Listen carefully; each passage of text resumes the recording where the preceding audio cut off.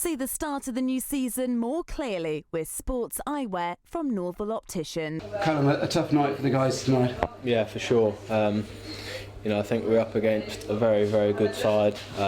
They showed their class and being in the top 4 and the top 14, and ultimately we came second best in most collisions, slipped off a few tackles and cost us the game. And when you're chasing your tail and chasing the game, it showed towards the end of the second half. But the boys dug deep. They never gave up, not at all. We turned over the scrums towards the end of the last few minutes and kept fighting, which is good to see. Did you feel they were on their A game when you just slipped off yours? Yeah, for sure.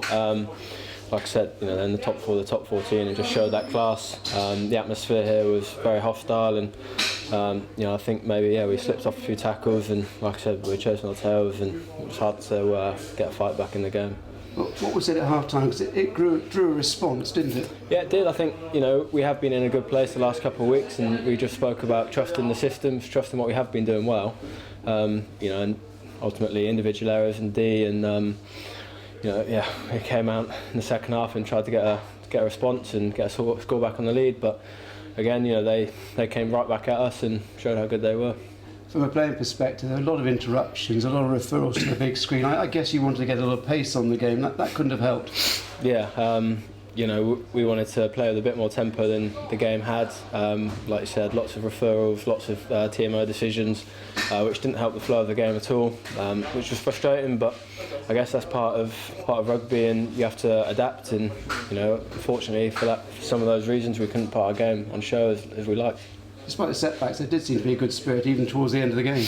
Yeah, for sure. Like I said, we have been in a good place. I think the character in the squad showed, and we've just got to keep building now. We can't let this one performance derail the season. We just need to fight back now and get a big result at Twickenham against Quins. So what will you be focusing on and looking at Quins' game in particular?